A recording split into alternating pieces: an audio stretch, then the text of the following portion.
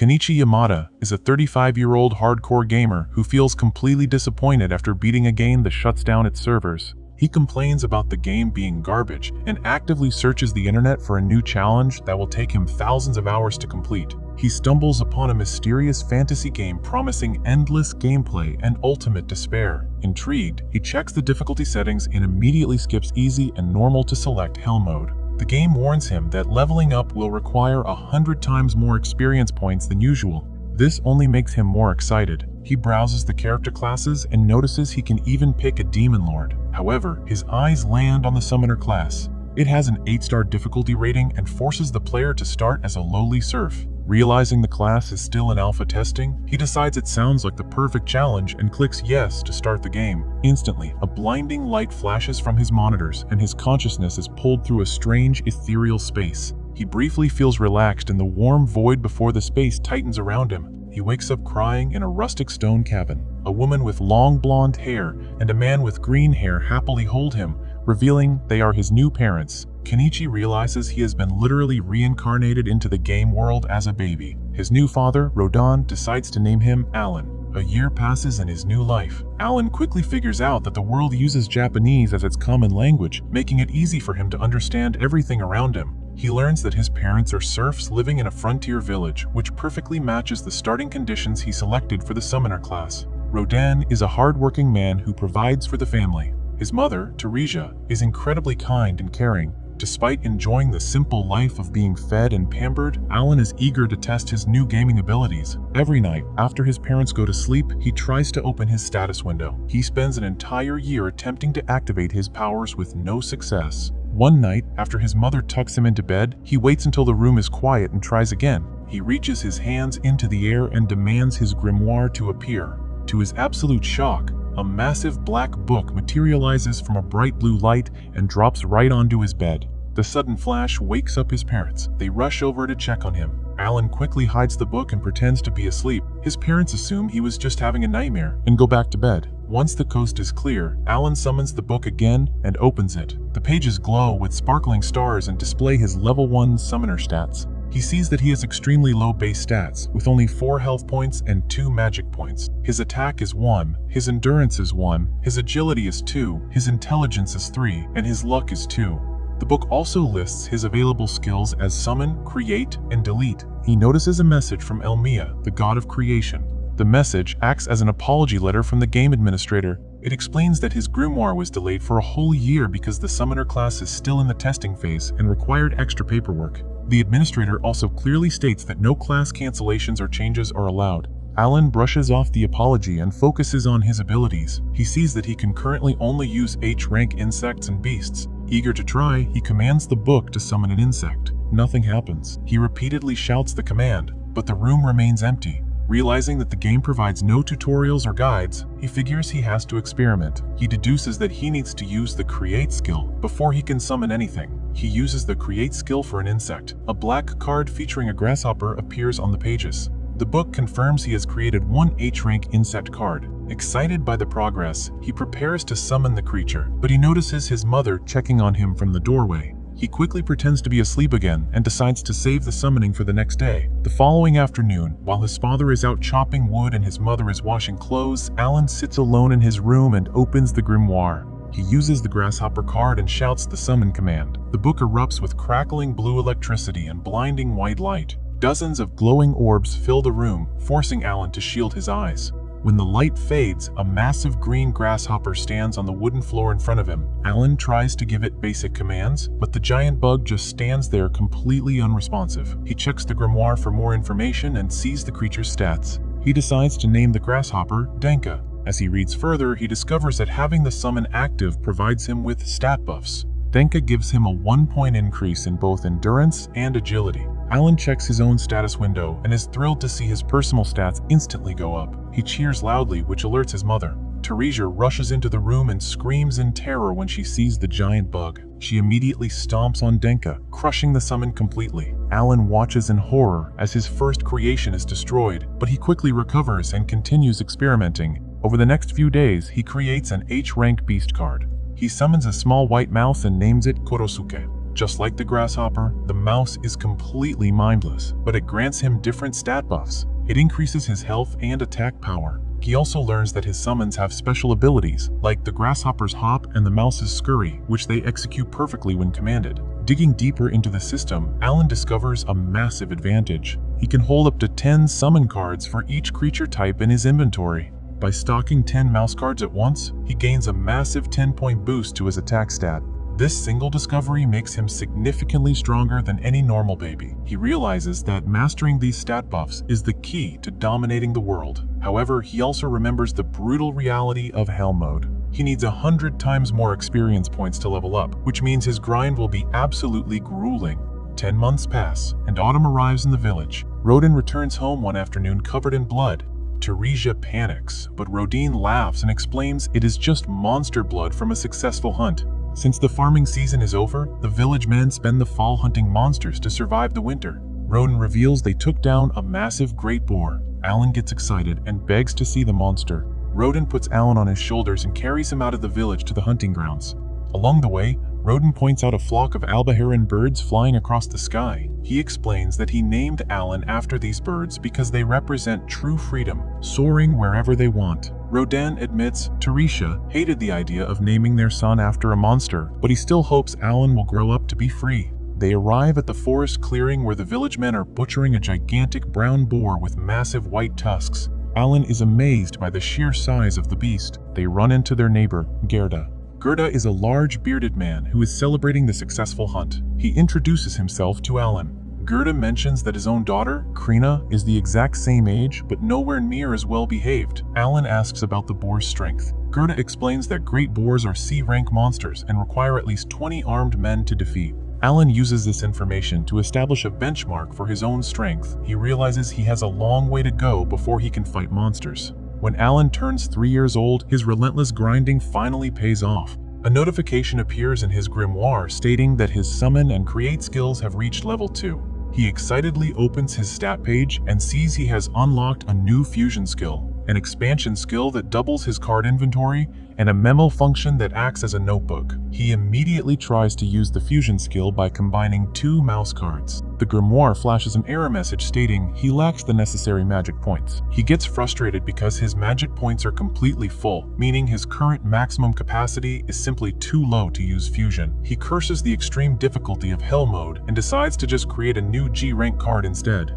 The system denies that action as well for the exact same reason. He realizes he needs to level up his base stats further before utilizing his new skills. After grinding more levels and increasing his magic capacity, Alan finally manages to use the fusion skill outdoors. He combines an insect card and a beast card. A bright light flashes, and a G-rank bird card appears. He summons the bird, names it Chappie, and discovers it has a unique voice mimicry ability that perfectly copies his speech. He realizes this will be incredibly useful for tricking enemies. He continues fusing cards and creates a G-rank frog named Pianta that can provoke targets and a G-rank mole named Mogusuke that can dig massive pitfall traps.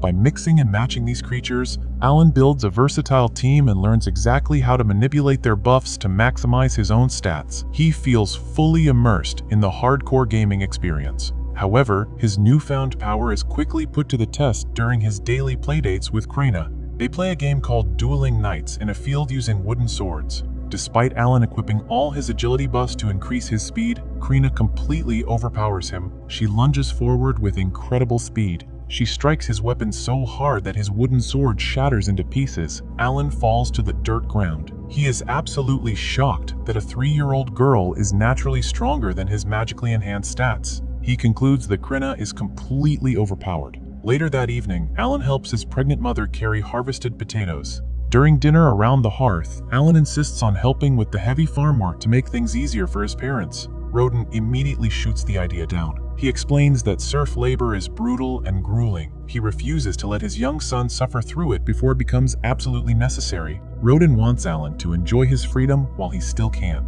Rodin also mentions that he saw Alan throwing rocks at trees in the backyard. Alan claims he was just practicing to protect his mother from monsters. In reality, he was trying to figure out if he could learn physical combat skills outside of his summoner class.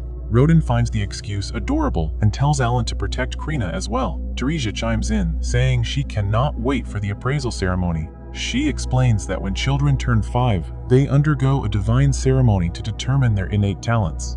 A good talent can instantly elevate a person out of the serf class and change their entire life. This gives Alan a new goal to strive for. Winter blankets the village in heavy snow. Alan continues his training outdoors, using his mole to dig craters and testing how long his summons can stay active in the freezing cold. He discovers he can maintain a summon for a full 24 hours without draining extra magic. During another intense practice duel with Krina, he manages to dodge her heavy mallet swings, proving his agility buffs are paying off. After the fight, Krina runs home, and Rodin returns from gathering supplies. Teresia steps outside to welcome him back. Suddenly, Denka the giant grasshopper jumps out of the snow and latches onto Teresia's leg. Alan realizes he forgot to dismiss his summon. Teresia screams in pure terror. The massive shock instantly sends her into labor. Rodin panics and quickly carries her inside while instructing Krina to run and fetch her mother. Alan feels incredibly guilty and crouches by the fire inside the house, desperately blowing air into the kiln to heat water. He wishes he had played a medical simulator game as he listens to his mother scream in pain. Rodin sits by the bed holding Teresia's hand, completely lost on what to do next. Finally, Gerda and his wife Matilda burst through the door. Matilda immediately takes charge. She kicks all the men out of the room so she can deliver the baby. Alan, Rodin, and Gerda wait nervously outside in the freezing cold. They huddle under blankets against the stone wall. Eventually, Rodin is called back inside. He emerges with a massive smile and announces that Teresia successfully gave birth to a healthy baby boy. The family gathers around the bed to look at the newborn. Rodin decides to name the baby Mash. Teresia jokingly warns him not to name this child after a monster too, making everyone laugh. Standing in the warm cabin surrounded by his new family, Alan reflects on his past life. He knows he left behind a pathetic, broke, and lonely existence. He originally planned to treat this new world purely as a game, hoarding the best equipment and using his gamer knowledge solely for his own selfish gain. As he looks at his hardworking father, his loving mother, and his crying baby brother, his perspective completely shifts. He decides he loves this family and refuses to let them suffer as lowly serfs forever. Alan vows to use his overpowered summoner abilities and his hardcore gaming dedication to break the entire family out of poverty and give them the best life possible.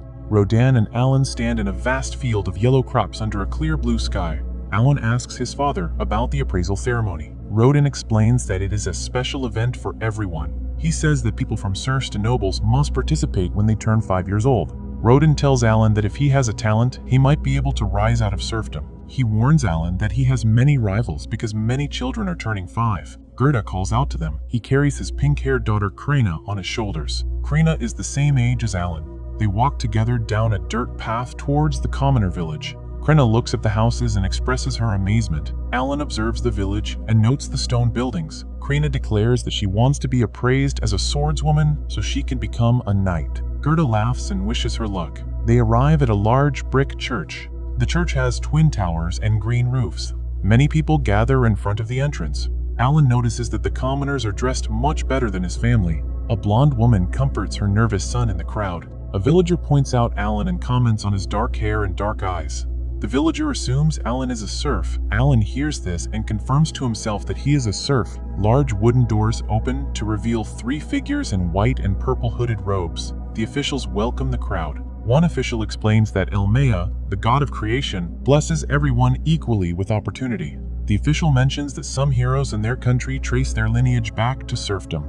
The villagers act surprised to hear this. The official gives examples like Clasis the Saintess and Diverg the Sword Lord. Alan realizes that these legendary classes require players to start from a low social class. He remembers this rule from the game configurations. He thinks it makes perfect sense that everyone must undergo the ceremony. The officials invite the crowd inside. Gerda cheers and leads the way. They enter a grand hall filled with wooden pews and stone pillars. 3 statues stand at the altar. Alan identifies the middle statue as Elmea. He recalls receiving a letter from the game developers apologizing for his delayed class selection. The head official announces the start of the appraisal ceremony. He calls the village chieftain Deboji and his son Palomas to the front. The official instructs Palomas to place his hand on a glowing blue crystal ball. He explains that the crystal will appraise his talent and display the results on a large metal plate. Palomas steps up nervously. Deboji watches with a worried expression. Palomas touches the crystal ball.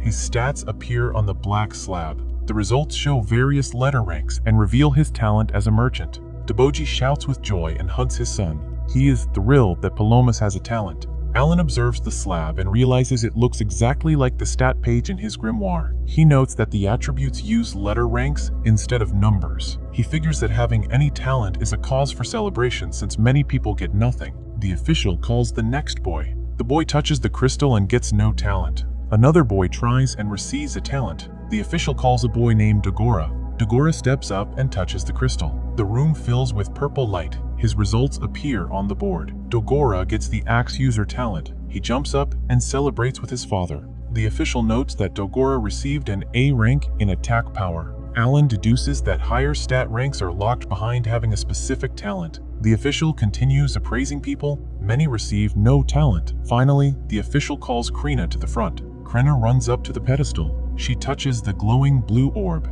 The orb emits brilliant beams of light that illuminate the entire room. Gerda looks on in shock. The official stares at the board with wide eyes and calls it a miracle. Gerda nervously asks what Krina's talent is. The official announces that Krina has the talent of a sword lord. He explains that it is one of the best talents in existence. Gerda bursts into tears of joy. He excitedly grabs Krina's shoulders and tells her she hit the talent jackpot. Krina looks confused and complains that she wanted to be a swordswoman instead. Gerda ignores her and happily chants Sword Lord over and over. Alan is not surprised by this revelation. He thinks Sword Lord is the only class that justifies her overpowered strength. The official calls Alan to the front. Rodin encourages his son. Alan steps up with determination. He expects his parents to finally learn he is a summoner. He touches the large blue orb. The orb flashes with intense light and then suddenly disappears. Bright cyan rays shoot across the room. Alan falls to the floor. Rodin rushes over to check on him. Alan sits up and says he is fine. He asks the official for his talent. Rodin respectfully asks the official to read the board since they cannot read. The official hesitates and looks concerned. He finally reveals that Alan has no talent. Alan screams in shock. He looks up at the large black slab. His stats display all E ranks for health, magic, attack, endurance, intelligence, and luck. His talent section shows a string of glitched text. Alan realizes the text is a bug. He curses the game developers for failing to debug their game. He is furious that his summoner class will remain a secret. Rodin gently tells Alan it is time to go home to his mother. They walk back to their small stone house. Teresia waits outside with baby Mash. She welcomes them home. Inside the house, the family sits around a warm fire. Rodin and Teresia comfort Alan. They tell him that talents do not matter and that he is their pride and joy. Mash playfully pinches Alan's cheek. Alan appreciates his family. He feels happy to be born into this household despite their poverty. Later that night, Alan lies awake on his futon while his brother sleeps. He summons his grimoire and analyzes his situation. He thinks about the other 5-year-olds at the ceremony. He assumes they are all level 1 like him. He figures the rank system dictates stat growth upon leveling up. He remembers the extreme difficulty of Hell Mode. The game requires 100 times more experience points to level up. Alan realizes his E ranks reflect his significantly slower growth rate. He understands that his progress is a fraction of the normal pace. He accepts the hardcore grind and looks forward to proving his gaming skills. However, he remains angry about the glitched talent text. He yells at his book and vows to complain to the developers. He refuses to be underestimated as a gamer. The next day, Rodin walks through the village with a heavy basket on his back. Alan asks Teresia why his father seems upset. Teresia explains that Rodin has been acting strange since coming home late the previous night. That evening, the villagers gather at Gerda and Matilda's house to celebrate Krina's talent. Matilda sits with Teresia and the children. She mentions that Krina's Sword Lord talent is worth celebrating. Krina excitedly tells Alan that Sword Lord is even better than Swordswoman. She promises to get even stronger. Alan pretends to be surprised and praises her. Matilda brings out a large yellow jug of sake. She explains that the village chieftain gifted it to them for the celebration. Rodin tells Gerda to open the jug and drink first since he is the guest. Gerda refuses to drink because Rodin has a sour look on his face. Gerda accuses Rodin of being a buzzkill. He insists he is happy for Krina. They raise their wooden cups and toast to Krina's success. Suddenly, Gerda starts yelling at Rodin. He demands to know why Rodin wants to cut ties with their family. Teresia and Matilda look shocked. Gerda argues that Krina's extraordinary talent means she can join the knighthood and become nobility. He believes she should not waste her time socializing with lowly serfs. Alan realizes Gerda is trying to do his family a favor by pushing them away so Krena can succeed. Rodin gets furious at Gerda's logic. He grabs Gerda by the collar and calls him a blockhead. The two men press their foreheads together and shout insults. They start grappling and throwing punches. Alan asks Krena to stop them. Matilda and Teresia step in instead. They both forcefully punch their husbands in the face. Matilda stretches Gerda's cheeks while Teresia scolds Rodin. The men immediately stop fighting and bow their heads in submission. Matilda tells Alan that the two men have always been hotheads. She explains that they are childhood friends who moved to this new village 10 years ago. They built their houses together from scratch to save labor and supplies. The men finally calm down and share the liquor. They reminisce about building their homes and laugh together. The next day, Rodin and Gerda work in a field with another villager.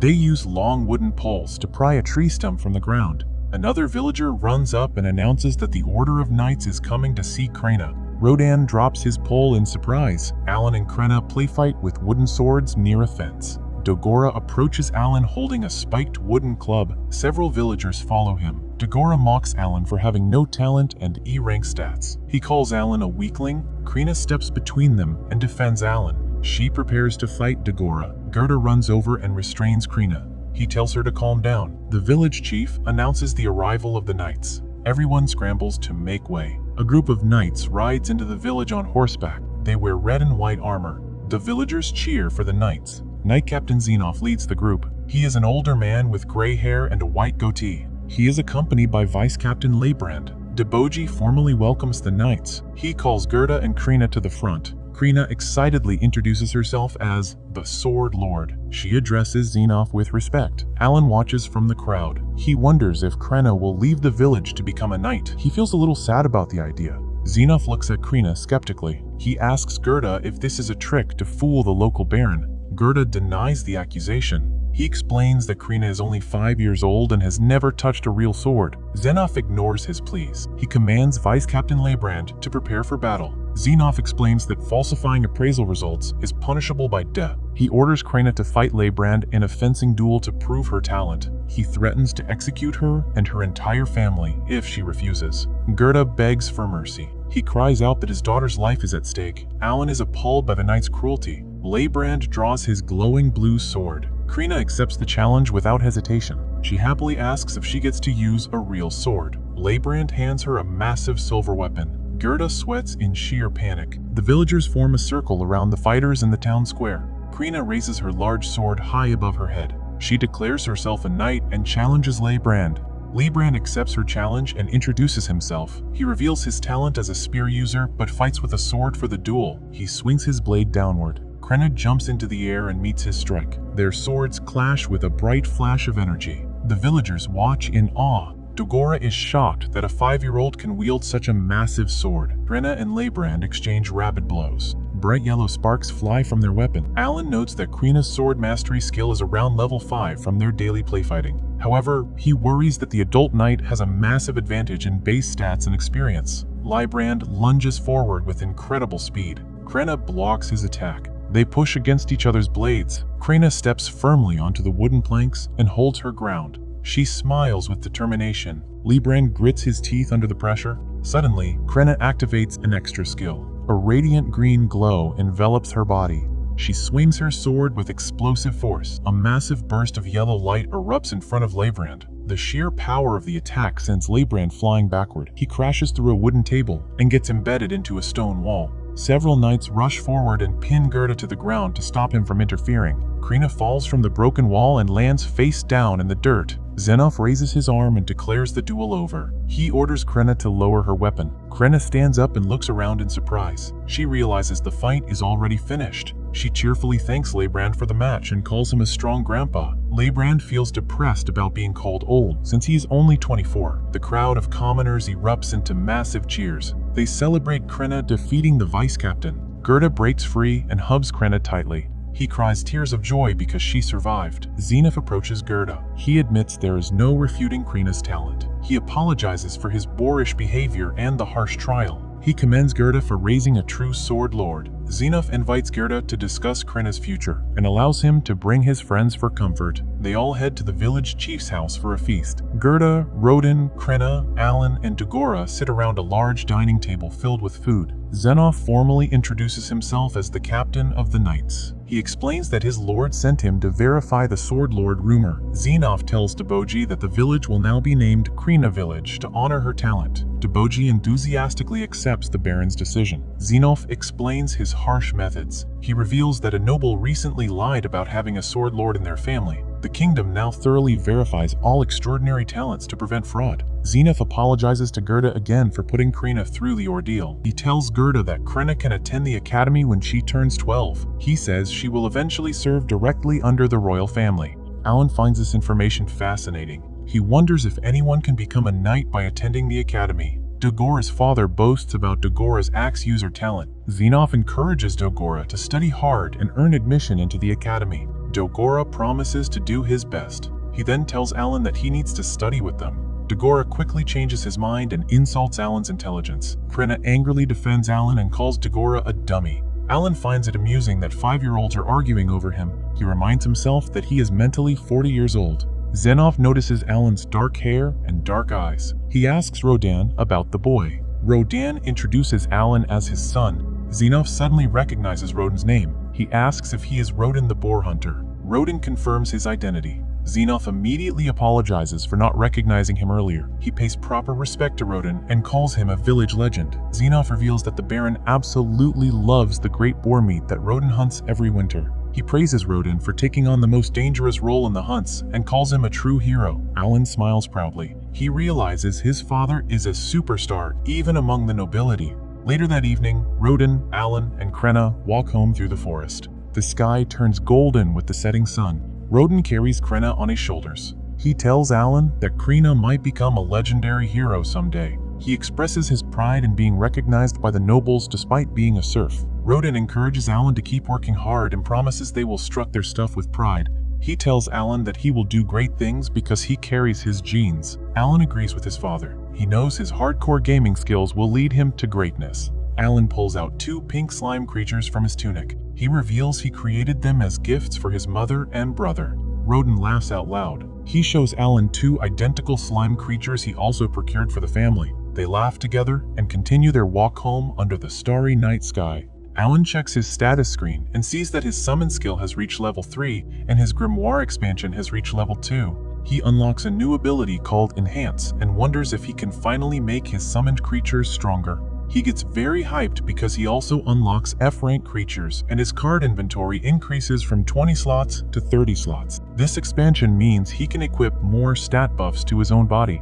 He finishes washing the dinner dishes and cleaning up the house so he can focus on experimenting with his new abilities. He sits on the floor with his pregnant mother, Teresia, his father, Rodin, and his younger brother, Mash. Teresia feels the baby kick softly and guesses she is going to have a girl. Rodin reminds her that they agreed she gets to pick the name if the baby is a girl. Alan notices his mana bar is fully restored and then receives a system message in his grimoire. The message is signed by Elmea, the god of creation. Alan accidentally reads the god's name out loud, and Rodin immediately scolds him for taking the Lord's name in vain. Alan quickly covers up his mistake and changes the subject by pointing out that a massive scar on Rodin's arm has completely healed. Rodin proudly flexes his arm and explains that he passed a trial of the gods during his boar hunt earlier that day. He tells Alan that hunters sometimes feel a sudden burst of energy that instantly heals all their wounds and completely removes their exhaustion. Alan realizes that the villagers use the term trial of the gods to describe the process of leveling up in this world. He assumes Rodin must be a very high level by now since he is a veteran hunter. Alan checks his own stats and sees he is still at level 1 with 0 experience points. He knows he will never level up unless he fights monsters.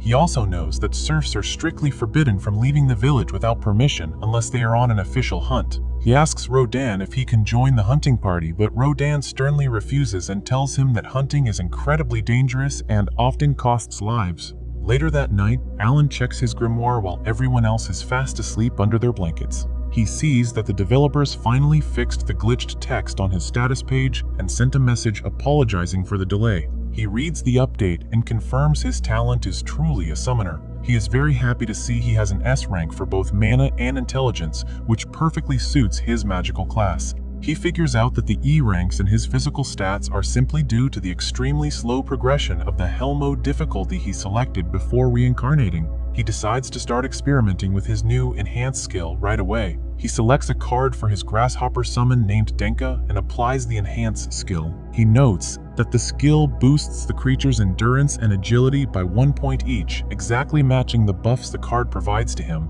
He summons the giant green grasshopper and sees it looks much tougher than before. He is excited to learn that being a summoner requires strategic stat management and not just throwing big monsters at enemies. He accidentally wakes up Teresia, who screams in terror at the sight of the giant bug in their room. Alan quickly unsummons the grasshopper and apologizes for scaring her. The next morning, Rodin packs his spear and a large sack and leaves for another boar hunt while Teresia and Alan wave goodbye.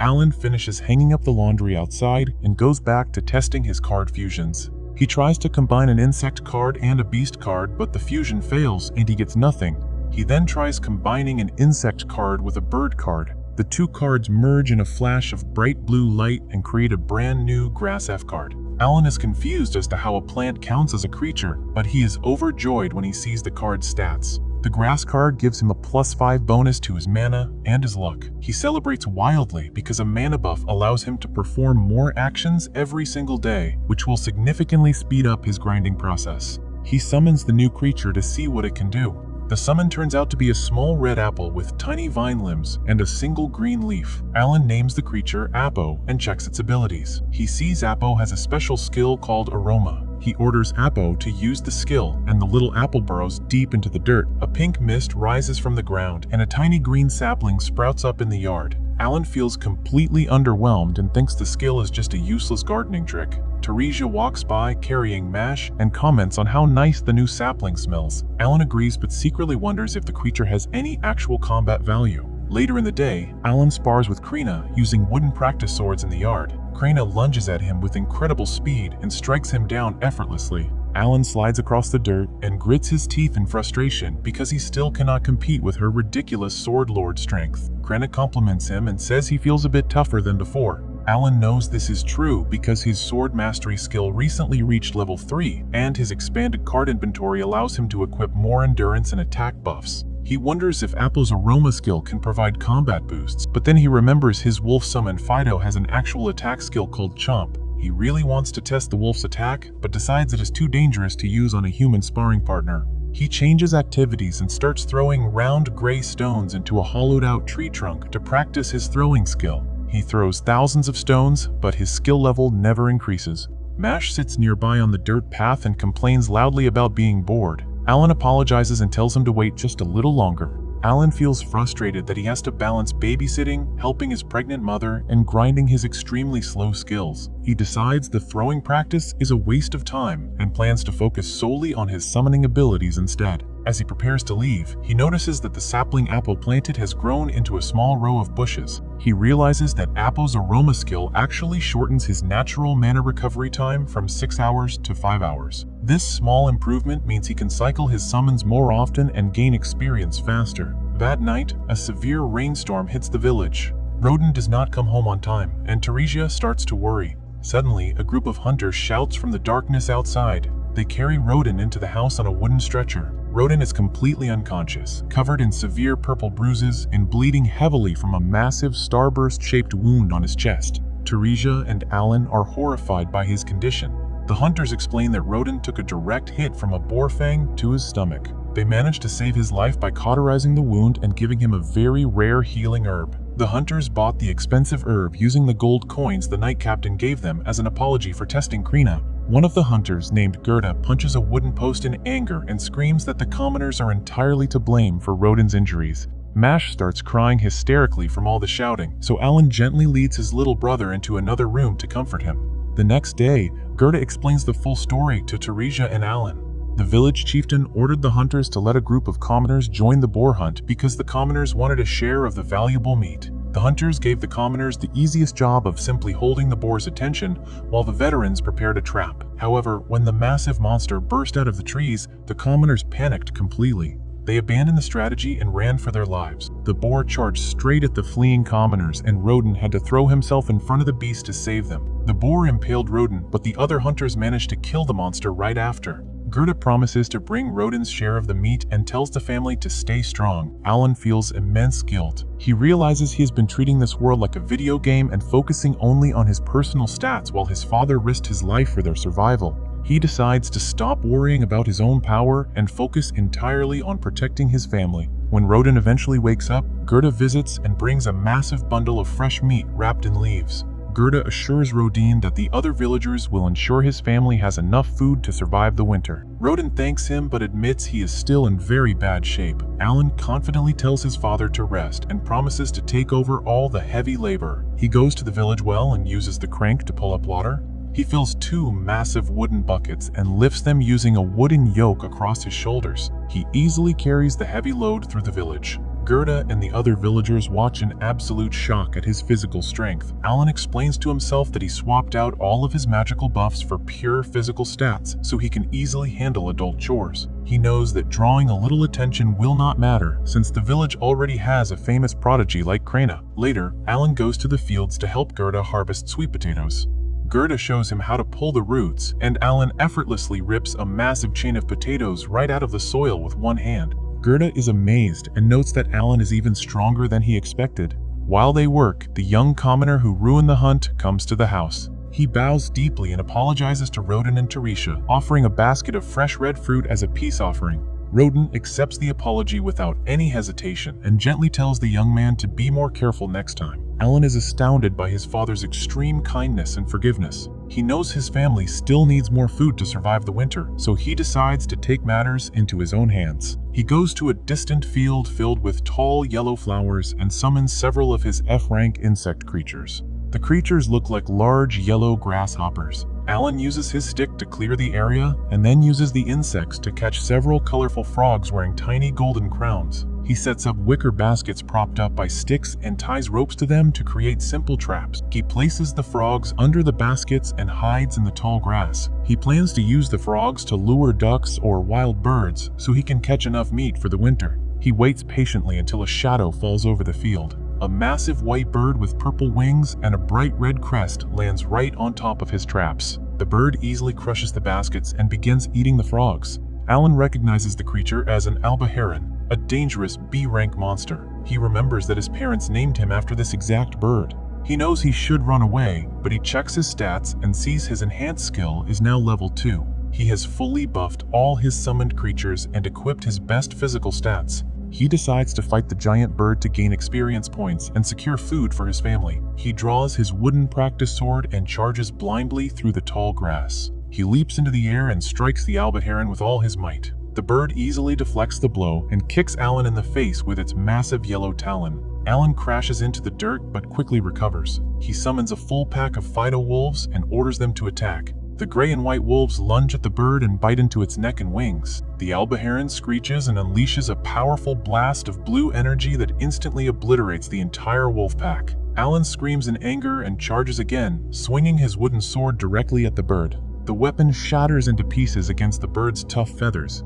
The alba heron retaliates by striking Alan forcefully in the chest. Alan is thrown backward and hits the ground hard. He suddenly feels incredibly weak and realizes a fatal flaw in his strategy. When his summoned creatures are destroyed by an enemy, he instantly loses all the stat buffs they provide. This mechanic drains his strength mid-fight. He lies helplessly on his back in the grass, completely stripped of his extra strength and endurance. The giant alba heron hovers directly above him and screeches aggressively, leaving him completely defenseless and facing imminent death. Alan lies in a grassy field filled with yellow flowers under a bright blue sky, while a massive white bird with blue wings and a red crest pins him down. Alan struggles against the giant yellow beak using a wooden cross-like sword. He thinks fast and summons his insect creatures, calling them Sucker. The orange bugs with glowing yellow spots fly out and latch directly onto the bird's white feathered neck to use an energy drain attack. Alan notes he is currently weaker because he lost his other summons and their stat buffs, but he decides crippling the enemy is the best strategy. He then screams for his wolf summons, calling them Fido. A pack of brown and white wolves wearing red harnesses leaps into the fray and bites into the bird's neck alongside the bugs. The giant bird screeches in pure agony. Alan jumps to his feet, grabs his wooden weapon, and lunges at the distracted bird. He strikes the bird right on the head, causing blue electricity to spark from the impact. The bird collapses and dies. A large black book appears next to Alan, and white text on the black pages confirms he defeated one Albaharan and gained 100 experience points. Alan raises his weapon and screams in victory. He feels a massive rush of excitement because he finally beat his first monster. He drags the heavy bird carcass all the way back to his house. His father Rodan, his mother Teresia, his friend Krina, and Krina's father Gerda stand outside the stone wall and stare at the giant beast with wide eyes and absolute shock. His father asks how he managed to kill a D-rank monster. Alan decides to lie to protect his secrets and claims the bird simply landed nearby, so he took it by complete surprise. Gerda steps closer to examine the white furry carcass and notices several dog-like bite marks all over the bird's neck. He jokingly asks if Alan bit the monster to death. Alan panics internally but quickly covers his tracks by forcing a smile and claiming he fought on pure instinct and cannot remember exactly what happened. Everyone believes his story. Gerda hangs the giant bird upside down from a wooden structure and slices it open to let the blood drain into a long dirt trench. He teaches Alan about monster anatomy, explaining that an Albaharan weighs 60 kilos but only drops to 20 kilos after bleeding and drying. He says only half of that is edible meat, but the blue wings are extremely valuable. However, Gerda reveals that they must surrender 60% of the monster to the upper class as a tax. Alan is shocked that the tax applies to wild monsters. Gerda extracts a small purple magic crystal from the carcass and explains that magic stones from D-rank monsters are also taxed. Gerda then shares a clever idea and tells Alan that they can use his father's severe hunting injury as leverage to negotiate a better deal with the village chief. Alan loves the idea and whispers a plan to Gerda. They travel to the chieftain's grand residence, where the chief sits on a fancy chair in a room with red carpets and purple curtains wearing thick gold rings on his fingers. Gerda offers the wings and the magic stone to cover the tax. The chief immediately complains that the Baron demands even more meat this year and pressures them to deliver. Gerda gets aggressive and reminds the chief that Rodan almost died because the chief forced useless commoners to join the hunt. He yells that Rodine's family is now on the verge of starving to death because of the chief's terrible orders. Alan plays his part perfectly by grabbing his head, complaining about being dizzy from starvation, and pretending to faint. Gerda catches Alan and demands to know who is to blame for this tragedy. The chief feels immense guilt and instantly caves under the pressure, allowing Gerda and Alan to keep all the meat from the bird. Alan drops his dizzy act, smiles widely, and thanks the chief. He then cleverly asks the chief to confirm that this deal allows them to keep the meat for any future Albaharans they catch. The chief completely falls for the trap and agrees to the terms before realizing he just got hustled. Gerda and Alan leave the mansion with a massive victory. Days pass and Alan goes back to hunting. He hides in the tall green grass with Krina and uses 3 crowned frogs as bait inside a large crater. 2 giant Albaharans fly down from the blue sky to eat the frogs. Alan immediately unleashes his bug summons and the red bugs latch onto the necks of both birds. The birds shriek in pain as the bugs drain their energy. Alan then summons his wolf pack, and the wolves bite and cling to the birds' necks, pinning them to the ground. Alan leaps into the air with his wooden sword and smashes the weapon down on the birds. He kills both monsters simultaneously without losing a single summoned creature and calls it a flawless victory. His floating black book updates his status, granting him 200 experience points. The book announces his experience has reached the maximum of 1,000 and he levels up to level 2. Alan demands to see his stat page and notes that all his health and mana fully recover upon leveling up. He sees massive increases in his health, mana, attack, endurance, agility, intelligence, and luck. He hugs his black book tightly and celebrates in the field. He feels incredible because he finally reached his first level up after 6 years of living in this new world, and views this as passing a trial of the gods. He decides it is finally time to tell his family some of the truth. He returns to his wooden house and finds his father sitting by the fire pit. He announces he caught 2 more birds, reaching his goal of 10 monsters, and states they will have enough dried meat to survive the winter. He notes he just needs to trade some meat for firewood. Later, he spars outside with Krina, who uses her pink hand-shaped wooden sword to strike him down effortlessly. Alan knows he needs to hunt 20 more birds to reach level 3, but winter is approaching rapidly. Night completely falls over the village. Alan sits his father and his blonde mother down by the sunken hearth, puts on a serious expression, and feeds them a massive lie. He claims he received a direct oracle from Lord Elmea, the god of creation, when he was just 1 year old. He says the god blessed him with immense power and wisdom to overcome impossible trials. His parents look extremely shocked and concerned. Alan explains that his stats are incredibly high, but the god's trials severely slow down his progression. He uses this fake oracle to explain why his cheek injury healed instantly and why the village appraisal ceremony claimed he had no talent, insisting his talent is simply too new to be recognized by the crystal. His father believes every word but scolds Alan for not showing proper respect to the god's name. Alan promises to be careful. He secretly hates lying to his parents, but he knows he cannot reveal his true identity as a reincarnated gamer with the summoner class.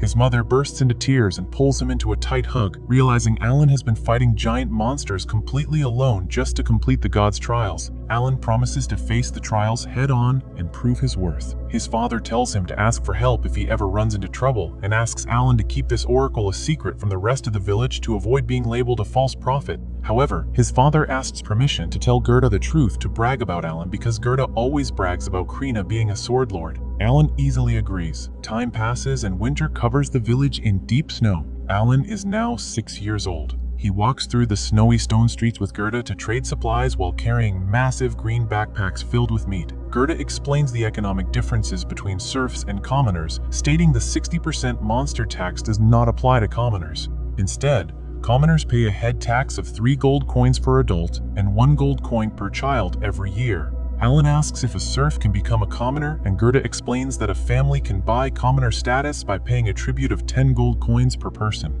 Alan calculates the cost in his head, realizing his family will soon have 5 members, so upgrading their status will cost 50 gold coins. They enter a trading shop, and Alan places 5 packs of Albaharon jerky on the wooden counter to trade for a large sack of white salt. He steps outside and talks to an old fruit merchant to learn the exact bartering exchange rates. 1 bundle of jerky equals 1 bag of salt, 4 momo fruits, 1 popo fruit, or 4 days of firewood. Alan pulls up his status menu and calculates his ultimate goal, noting that 1 bundle of jerky sells for 1 silver coin, and 1 gold coin equals 100 silver coins. Saving up 50 gold coins means he has to hunt exactly 500 Albaharons. As a hardcore gamer, he views this massive grind as an exciting challenge. He then visits a local sunlit apothecary filled with wooden drawers and blue glass bottles. He asks the bald shopkeeper in a pink vest for magical medicines that recover mana, but the shopkeeper laughs and says they do not carry anything that fancy. Alan looks at the regular healing herbs instead and uses his black book to draw the herbs, discovering the book can store visual data perfectly. He asks the shopkeeper to identify the Mutherze flower, which is the rare herb that saved his father's life. The shopkeeper gets extremely angry and complains that Gerda aggressively bargained for the last flower a month ago. Gerda dropped to his hands and knees and begged to lower the price from 5 gold coins to 3 gold coins to save his dying friend. The shopkeeper caved to the pressure but felt completely cheated. Alan realizes how much Gerda sacrificed and humiliated himself just to save his father, filling him with immense gratitude. He places a bundle of premium dried meat on the counter and gives it to the shopkeeper for free, thanking the man for saving his father's life and promising to bring more meat in the future. The shopkeeper accepts the gift and thanks him. Alan leaves the shop and looks through a weapon store window, seeing that simple metal weapons cost 50 silver coins, which equals 5 giant birds. Suddenly, a freckled boy named Dagora blocks his path in a narrow stone alley. Dagora is the son of the village blacksmith and possesses the axe user class. Dagora angrily demands that Alan become his minion. Alan refuses, drops his heavy bags, and draws his wooden sword. Dagora attacks him with a wooden club, but Alan easily dodges the slow attacks and strikes Dagora on the head with his wooden sword. He realizes Dagora hits hard but is incredibly slow compared to Krina's 3-star power. Dagora falls to the ground in pain. Alan sheaths his sword, tells Dagora he will trade at his shop someday, and walks away while Dagora screams in pure frustration. Later, the snow melts and the weather gets warmer. Alan sits in his house while his father takes off his bandages to flex his fully healed muscles. His mother holds their new baby girl named Mura. Outside in the dirt field, Alan watches Dagora spar with Krina. Krina uses her wooden sword to easily knock Dagora into the dirt, and Alan notices Krina is holding back significantly. He also watches his younger brother Mash practice with a wooden pole and realizes Mash has great potential to receive the spear user class in the future. Dogora refuses to give up and charges Akrina again, but he just gets knocked down repeatedly. Night falls over the village, and Alan sits by the fire pit with his parents to admire the sleeping baby. Gerda enters the house looking extremely stressed and brings terrible news from the village chief. The Baron has officially ordered the village to hunt 15 boars before winter instead of the usual 10, and to meet this absurd quota, the chief demands that the commoners join the hunting party again. His mother is furious and terrified because the commoners are cowards who almost got her husband killed during the last hunt. Gerda says they have absolutely no choice because the Baron threatened to bring in outside serfs if they fail the quota. Alan realizes that bringing in more serfs means the village land will be divided further, which threatens the survival of everyone in Krana village. His mother cries and says the Baron expects them to hunt 20 boars next year. The men state that hunting more often is a death sentence, but disobeying the Baron is impossible. Alan listens to the adults' panic and decides to take full control of the situation. He speaks up and reminds them that he possesses the wisdom of the gods, stating he has spent countless hours playing games and optimizing weak characters. He tells the men that he knows exactly how to safely integrate weak newbies into a strong hunting party so they can gain experience without dying. He asks them to trust his strategy and let him handle the commoners. The men agree to his plan. The next morning, Alan walks out to the edge of the village with his father and Gerda. They all carry spears and wear dark fur cloaks. They arrive at the massive wooden village gates and stand confidently in front of a huge crowd of nervous commoners, ready to lead the highly dangerous hunt. Roden fully recovers from his serious injuries and leads a group of spear-wielding warriors out of the village for a highly dangerous boar hunt. Alan decides to tag along with the hunting party just to watch the action unfold. Roden explains to the group that they are officially adopting Alan's special hunting strategy for this mission. The men agree to the plan because they desperately need to train the inexperienced newbies so they can eventually split into 2 separate groups and hunt even more boars to meet the Baron's strict demands. Alan feels disappointed that his stubborn father refuses to let him actually fight in the hunt, but he knows training the rookies is the most important step right now. He watches the men head out and feels excited to finally leave the village after living as a lowly serf for 7 whole years. The group travels to a lush green field near the snowy White Dragon Mountains. The older men explain that boars always migrate to this area in the fall to search for food. They also mention a local legend about a mythical white dragon living at the mountain summit. Alan gets incredibly hyped about the fantasy elements of this world and runs to catch up with the group. The hunters eventually arrive at a large, sandy clearing surrounded by a dense forest. Rodan orders everyone to take their positions according to the plan. A massive brown boar with glowing red eyes and giant white tusks suddenly bursts out of the bushes and charges directly at the men. Alan hides behind a large tree and watches the terrifying beast in action. The bait team successfully lures the angry boar into the open area. Next, the tank team digs their heels into the dirt and uses their wooden spears to completely trap the struggling boar in place. Finally, the strike team charges forward and repeatedly stabs the trapped boar in its vital organs until blood sprays everywhere. The boar collapses and dies. Alan explains that his father and the other hunters have used this exact method to safely hunt monsters for over 10 years despite having 0 special talents. The young newbies step forward and stab the dead boar one more time to officially participate in the battle. A magical surge of power flows through the rookies, and they celebrate surviving a trial of the gods. Alan knows they just gained a massive amount of experience points because boars are high-level monsters. However, when Alan checks his floating black book, he sees that his own stats have not changed at all. He feels incredibly frustrated because the system does not reward him with any experience points just for standing nearby and giving advice. The rookies thank him for the amazing strategy, but Alan still views this successful hunt as a total defeat for his own progression. Later, Alan returns to the village and draws water from a stone well while talking to a muscular butcher. He asks the butcher to convince his dad to let him fight, but the butcher refuses because Roden would definitely beat him up for suggesting it. Alan then asks the butcher for a massive favor. He points to several giant bird carcasses hanging from a wooden structure and asks the man to butcher them all. Alan promises to pay the man with 2 packs of meat for every bird he processes. The butcher happily agrees to the deal because he loves carving up monster meat. Alan explains that he needs to outsource the butchering job so he can quickly sell the extra meat and earn the 50 gold coins required to buy his family out of serfdom. Sometime later, the hunters go out for another dangerous boar hunt in the forest. The men hide behind the trees and wait for the monsters to appear. A blonde hunter lures a massive red-eyed boar into the clearing. The hunters charge forward and use their spears to trap the aggressive beast. While the men fight the boar, Alan hides behind a tree and quietly summons a small green grasshopper. He names the bug Denka and explains that he can summon his creatures anywhere within a 50-meter radius. He intentionally places the helpless bug right in the middle of the battlefield. The raging boar accidentally steps on the summoned bug and crushes it instantly. Alan smiles widely because he knows the game mechanics consider him an active participant in the battle as long as the monster attacks one of his summoned creatures. The hunters completely destroy the boar with their spears and celebrate their victory. Alan watches his floating black book glow brightly and updates his status. He finally receives a massive amount of experience points and levels up to level 3. He celebrates his genius plan and fully embraces his hardcore gamer mindset. 3 months quickly pass by and winter covers the village in deep snow. The villagers celebrate the start of the new year. Alan and his friend Krina walk back from the village chief's large house carrying bags filled with candy and special gifts. They return to Alan's rustic wooden home and join their families around a warm fire pit. Roden grills a massive pile of meat and vegetables for everyone to enjoy. The families eat happily and discuss the village's current situation. Roden announces that they will easily meet the Baron's quota of 20 boars this year thanks to Alan's brilliant training strategy.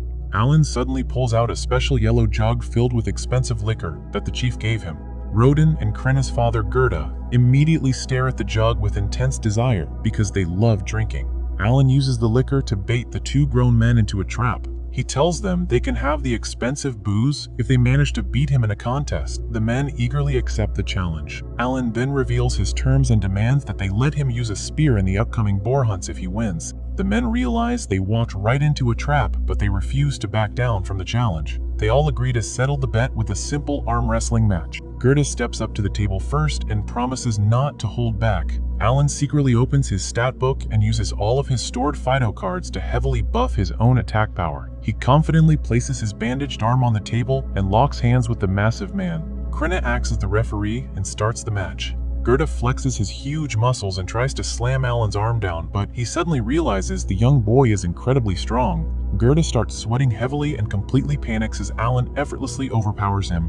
Alan slams Gerda's hand onto the table and wins the match. Krina cheers loudly for her friend while Gerda sits there in absolute shock. Alan massages his wrist and calculates that Gerda's attack stat must be somewhere around the 200 mark. Roden steps up next and waits for Alan's arm to recover before starting the final round. Alan grabs his father's rough, calloused hand and realizes how hard his dad works to protect the family. He vows to work 100 times harder than everyone else and treats this match as a serious test of his current power. The match begins, and both of them grit their teeth and push with all their might. Alan strains his buffed muscles to the absolute limit, but Roden's sheer physical strength proves to be too much. Roden overpowers the boy and slams his hand onto the table to claim the victory. Alan happily accepts the loss and calculates that Roden's attack stat must be well over 300. He hands the yellow jug of liquor to his dad as the promised reward. The adults laugh and drink the booze together while celebrating the new year. Roden tells Alan not to feel bad because he is already incredibly strong for his age, but he strictly forbids the boy from hunting until he can actually win the arm wrestling match. Alan accepts the condition and promises to beat his dad by the fall. Meanwhile, Gerda gets drunk and starts annoying his wife Matilda. Matilda easily grabs her huge husband and pins him face down onto the wooden floor without breaking a sweat. Alan watches the crazy scene and realizes Matilda must also have insanely high stats. By June, Alan turns 7 years old, and his summon level finally goes up again. He stands in a bright sunlit field and excitedly checks his open black book. He sees that he has officially unlocked E-rank summons and a brand new fixed skill called Storage. He decides to test the strange new storage skill immediately. He looks at a solid black square on the page and pushes a large wooden branch directly into the hole. The branch completely disappears into the book. He then tosses a small gray stone into the hole. He checks his inventory menu and sees the stone floating in a magical void along with the wood and some water. He realizes he can throw anything into the hole as long as it fits, and there are absolutely no limits on the total amount of items he can store. However, his gamer instincts tell him something is very wrong. He knows game developers usually give players massive storage upgrades right before they actually need them. He figures there must be a specific reason he received this god-tier skill at this exact moment in his journey. He decides to test out his new E-rank summons to find the answer. He commands the book to create an insect E-card, but the spell completely fails. The book displays a warning message stating he does not have enough E-rank magic stones to complete the process. Alan realizes he now needs specific crafting materials to generate the higher-level creatures. He remembers that he secretly hoarded a bunch of purple magic stones from the horned rabbits he killed earlier. He quietly sneaks into his house past his sleeping brother and pulls up a loose floorboard. He grabs a small brown sack filled with silver coins and retrieves one of the glowing purple magic stones. He runs back outside to the field and holds the stone in his hand while casting the creation spell again. The spell fails a second time. Alan quickly realizes he actually needs to put the crafting materials inside his new magical inventory first. He tosses the purple stone into the black hole and casts the spell a third time. The book glows with a bright blue light and successfully generates the insect E-card. He checks the stats and sees the new butterfly creature gives a massive 10-point boost to endurance and agility. He summons the creature, and a giant colorful butterfly appears right in front of him. Suddenly, his mother walks outside with the baby to ask what all the shouting is about. Alan completely panics and awkwardly hides the giant bug behind his back while making up a silly excuse. His mother calls him a total goofball and walks away. Alan breathes a huge sigh of relief and then decides to create the Beast E-summon. He uses another magic stone and summons a massive yellow saber-toothed tiger with a bright red nose and long white tusks. The giant beast licks his face playfully. Alan names the tiger Tama and notes that its stat buffs are twice as strong as the basic summons. He then dismisses the tiger and tries to use the fusion mechanic. He tries to combine the insect E-card and the beast E-card to create a bird E-card, but the book flashes a bright light and fails the synthesis completely. Alan realizes the fusion process also requires a ton of magic stones to work properly. He goes back inside and asks Rodin where he can find more horned rabbits to farm for stones. Rodin explains that the villagers dug a huge ditch around the town a few years ago, so the rabbits never come near the village anymore. Alan panics because he desperately needs more materials to level up his army. Later that day, Alan watches Krina sparring with the local blacksmith's son, Dogora, in the dirt training yard. Krina effortlessly knocks the annoying boy to the ground over and over again with her wooden sword. While Dogora cries in pain, Alan sits by a tree and asks a smart blonde boy named Pelmoas about magic stones. Pelmoas explains that magic stones are usually found near a monster's heart and are used to power fancy magic tools in the royal capital. However, Pelmoas notes that low-level E-rank stones are considered absolute trash and can be found lying all over the ground. Pelmoas hands Alan a small purple gem to prove his point. Alan realizes he just needs to scavenge around the village and ask the locals for their useless trash. He spends the next few days gathering a huge pile of magic stones from the helpful villagers. He finally manages to create all 5 of the new E-rank summons and lines them up on his book's pages. He decides to test their unique combat abilities in a large grassy clearing. He summons the bird E creature, a brown hawk named Hawk, to scout the area from the sky. The bird quickly spots a massive brown boar hiding in the tall grass. Alan orders the hawk to attack the boar, but the angry beast completely ignores the bird and charges straight at Alan. Alan trips and falls backward, scratching his arm on the ground in the process. He immediately summons the grass E creature, a small green sprout named Mamataro. The little plant uses a glowing green leaf to completely heal Alan's injury in a matter of seconds. Next, Alan summons the insect E creature, the giant butterfly named Agaha. The butterfly flutters over the angry boar and showers it with sparkling golden dust, severely debuffing the monster's stats. Finally, Alan summons his beast E creature, the fierce, saber-toothed tiger named Tama. The tiger leaps onto the weakened boar and violently bites its neck, killing it instantly. Alan cheers loudly for his incredible team. Suddenly, a second giant boar bursts out of the bushes and ambushes him from behind. Alan quickly reacts and summons his stone E creature, a massive gray golem shaped like a solid brick wall named Cabello. The giant wall blocks the charging boar perfectly and crushes the beast into the dirt. Alan stands in the middle of the field, surrounded by his entire team of magical creatures. He finally understands the true purpose of the summoner class. He realizes that every single summon type is designed to fill a very specific role in a standard role-playing party. The insect applies critical debuffs. The beast deals massive physical damage. The bird handles scouting and intelligence. The grass acts as the dedicated healer, and the stone serves as the ultimate defensive tank. Because he can summon all of these creatures at the same time, he effectively functions as an entire, perfectly balanced party all by himself. He also figures out exactly why the game developers gave him the limitless storage skill at this specific level. He needs to carry hundreds of magic stones at all times to constantly spawn, fuse, and maintain his massive army of creatures. He smiles confidently as he realizes his unique class is completely overpowered. He declares that his unrivaled army can overcome any dangerous situation and easily crush any enemy in his path, making him far stronger than even the terrifying Demon Lord. Village Chief Deboji calls Roden, Gerda, and Alan for a meeting and explains that Baron Granvelle is visiting next month. The chief wants Alan to serve as a tour guide for the Baron during his stay. Alan initially refuses the offer, stating he does not want to entertain a noble for free and believes the chief is just bribing him with fruit. Deboji explains he cannot ask his own son because the boy is not suited for the task, while Alan's clever ideas led to the massive success of their past hunts. Roden tells Alan he can refuse, but he reminds him that the Baron has the authority to gift people with commoner status. Alan realizes this is his only chance to escape his life as a serf, which would normally take 10 years of hunting to achieve. Hearing this, Alan eagerly accepts the job. A month later, the Baron arrives in the village riding in a grand carriage surrounded by armored knights. He steps out alongside his daughter Cecil, his head knight Xenoph, and his loyal butler Sebas. Deboji welcomes the Baron warmly, and the Baron thanks him for his hard work in establishing Krena village. Later that evening, the group gathers in the guest hall for a lavish dinner.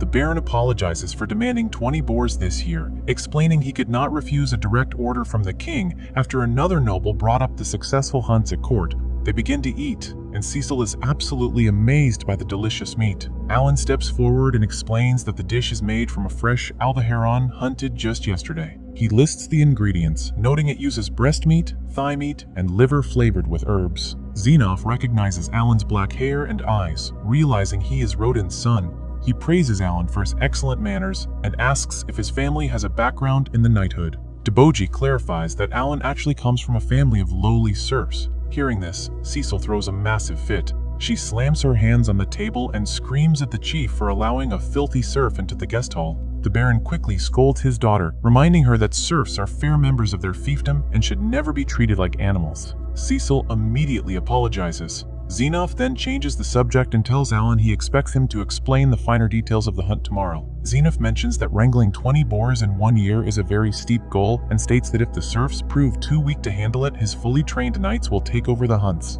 Cecil gets extremely excited at the idea, claiming she would love to see the knights slay a great boar. Alan feels insulted by their lack of faith in his village. He confidently tells Xenoph that a quota of 20 boars is actually a paltry number and promises their performance tomorrow will completely convince the Baron of their skills. The next morning, the Baron leaves Cecil under Xenoph's protection, and the group travels to a tall wooden watchtower located right at the edge of the hunting forest. Alan welcomes them and guides them up to the balcony, providing a perfect view of the sandy arena below. Down in the clearing, the hunters arrive wearing specialized armor. Alan explains that the villagers forged this armor using leftover pelts, bones, and fangs from the boars they hunted last year. The Baron is impressed. They repurposed the monster parts so effectively. The hunt officially begins as the lightly equipped bait team runs into the dense forest to lure the monsters out. Moments later, a massive brown boar with glowing red eyes charges out of the trees, aggressively chasing the bait team into the arena. The main hunting team immediately springs into action. 2 men carrying a massive wooden shield step forward and block the boar's path. Alan explains these large shields are crafted from 2 layers of the toughest hide found on a boar's back. The men use the shield to completely box the beast in, preventing it from charging any further. Next, the long spear team moves in. Alan notes this team consists of the least experienced members who just joined last year. The men thrust their spears forward to keep the monster restrained. Finally, the heavily armored frontliners charge in and repeatedly stab the boar in the neck, dealing a fatal blow. The boar collapses against the stone wall and dies instantly, spraying blood everywhere. Cecil covers her mouth in horror at the brutal scene, but the Baron and Xenoph are highly impressed by the serfs' flawless coordination.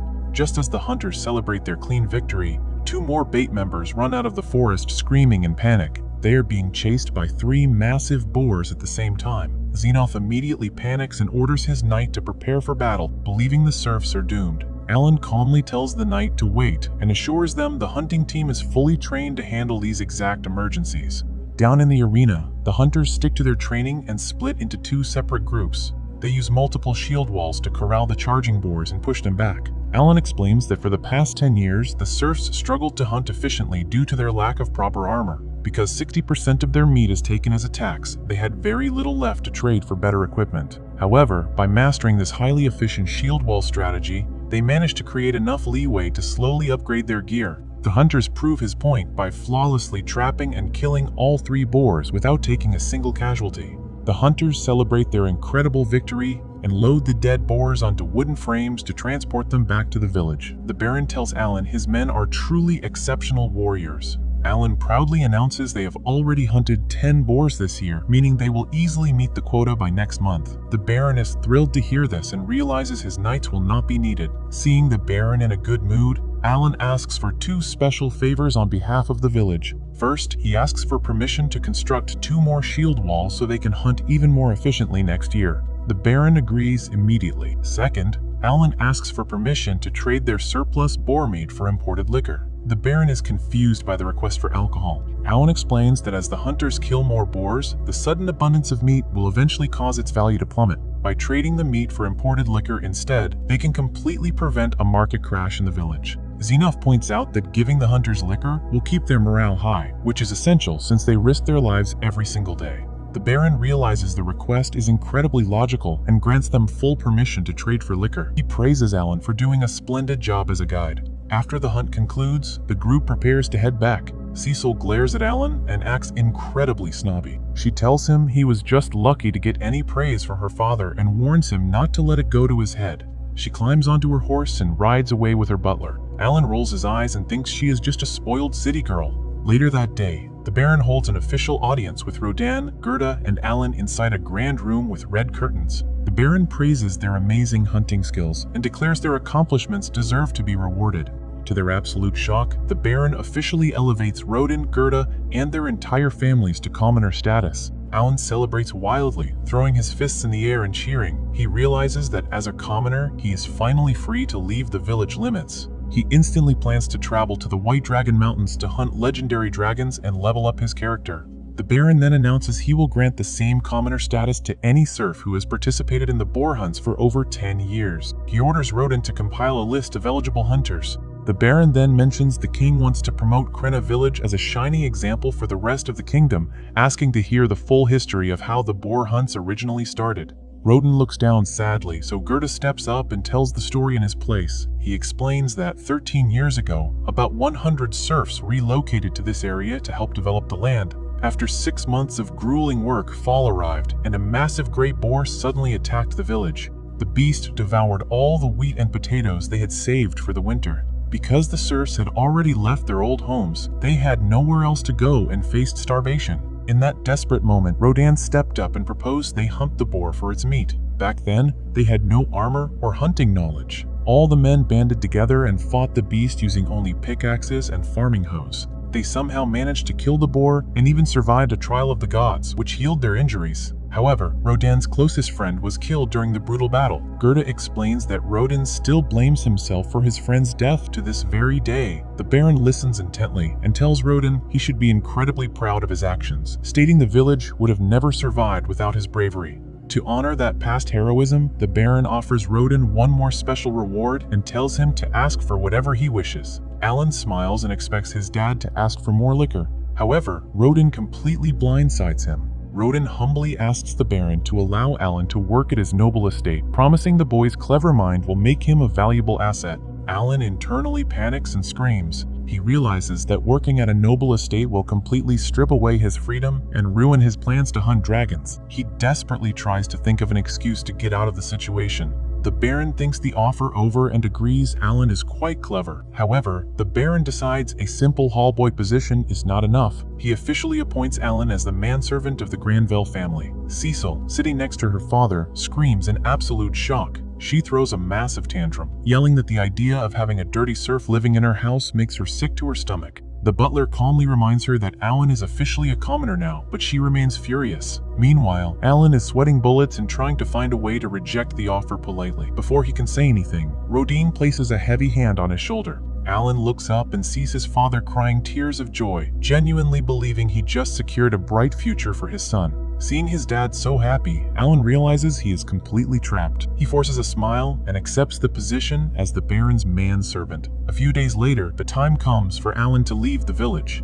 Inside his rustic home, his mother carefully adjusts his new black and green formal suit. Alan thanks her, and they walk outside to the dirt path where the entire village has gathered to see him off. His pink-haired friend Krina runs up to him holding a wooden training sword and asks for one final duel before he leaves. Alan happily accepts the challenge. Krina shouts her title as the Sword Lord and charges forward with all her might. Alan announces his new title as the Baron's manservant and meets her attack. The two kids clash their wooden swords fiercely in the middle of the open grassy field. The villagers watch the intense duel, amazed by their strength. Krina swings her sword aggressively, pushing Alan back. Alan grits his teeth and realizes Krina will eventually leave the village to study at the academy when she turns 12. He knows this might be the last time they ever see each other, so he decides to go all out. He secretly opens his status screen and uses all his saved magic stones to summon 20 copies of his bird creature, dumping every single stat point into agility. Suddenly, Alan moves with blinding speed. He completely overpowers Krina, striking her wooden sword with immense force. Krina stands frozen in shock, realizing she just lost a duel for the first time. The villagers drop their jaws in disbelief at Alan's sudden burst of power. Alan smiles warmly and tells Krina they should consider the match a draw. He promises they will settle the score properly the next time they meet. Krina smiles brightly and promises to win their next duel, shaking hands over their wooden swords to seal the promise. After the duel, Alan says his final goodbyes to the villagers. His mother's friend, Matilda, strokes his head affectionately while holding her new baby, Mayula. Alan smiles and tells his crying little brother Mash to step up and protect their mother and sister while he is away. Suddenly, Dagora, the blacksmith's son, jumps over the wooden fence. He clumsily trips and falls flat on his back, but quickly gets up and hands Alan a small dagger in an orange sheath. He tells Alan to take it as a parting gift. Alan is surprised by the generous gift, and the villagers laugh at Dagora's funny entrance. Alan packs his bags and begins the long walk toward the village gates with his parents. As they walk through the fields of red spider lilies, Rodin tells Alan that becoming a manservant is only the first step and encourages him to work hard so he can go places in life. His mother looks at him with concern and tells him to come straight home if things ever get too tough. Alan smiles brightly and promises to do his best to make them proud. They finally reach the large wooden gates where the Baron's red carriage and armored knights are waiting. Alan waves goodbye to his parents one last time and climbs into the carriage. The tall wooden gates slowly close behind him, separating him from his family and the only home he has ever known. As the carriage rolls through the green hills toward the Baron's estate, Alan looks out the window at the passing scenery and sheds a single tear as he quietly whispers a final goodbye to everyone. Alan starts his job at the Granville estate and immediately has to deal with the Baron's spoiled daughter Cecil. She takes him out to the gardens and uses him as a literal human stepping stone so she can reach a yellow fruit hanging from a tall tree. Alan hates being treated this way and seriously considers throwing her off his shoulders but holds his anger back. Cecil finally grabs the fruit and takes a bite, but she immediately spits it out because it tastes horribly sour. Alan casually mentions that fruits growing higher up tend to be sour, and Cecil gets furious that he did not warn her beforehand. She throws a tantrum and demands that he go all the way to the town market to buy her a sweet popo fruit to cleanse her palate. Alan agrees and heads out. On his way to the market, he looks up into the sky and is completely shocked to see a massive flying airship. He has heard about small tools powered by magic stones like clocks and lights, but he never imagined a massive ship could fly using magic. The next morning, Alan wakes up feeling incredibly refreshed even though he is sleeping on the floor of a dusty, cobweb-filled storage room. He notes that sleeping here is still 1,000,000 times better than sleeping in terrible internet cafes in his past life. He breathes in the glowing green particles produced by his summoned plants to energize himself and gets ready for the day.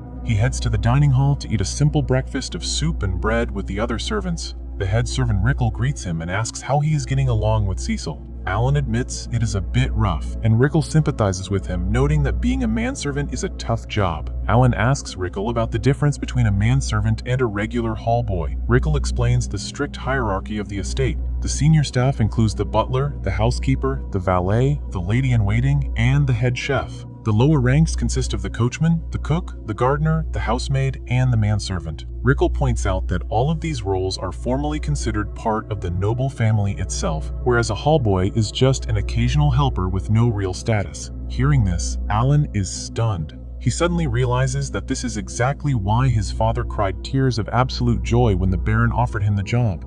The position officially makes him part of a noble household. Later, Alan stands attentively in the dining room while the Granville family eats their meal. He notices that their food is quite simple and wonders if the Baron is just extremely frugal. The Baron and his wife praise Alan for his excellent manners and quick learning, noting that he acts incredibly refined for someone born as a common serf. The Baron mentions that it is a shame Alan has no special talent. Cecil immediately smirks and uses the opportunity to brag about her own abilities. She proudly announces that she is a wizardess with a 2-star talent rating. She also mentions that her older brother Mihai is a highly skilled swordsman. Hearing this, the youngest brother Thomas bursts into tears at the table. He is completely devastated because he does not have a talent and therefore cannot attend the prestigious Academy City like his older brother. The Baron gently scolds Cecil for bragging and tries to comfort Thomas. He tells his crying son that he will be enrolled in the Nobles College in the royal capital instead. The Baron explains that he also lacked a special talent and attended the Nobles College,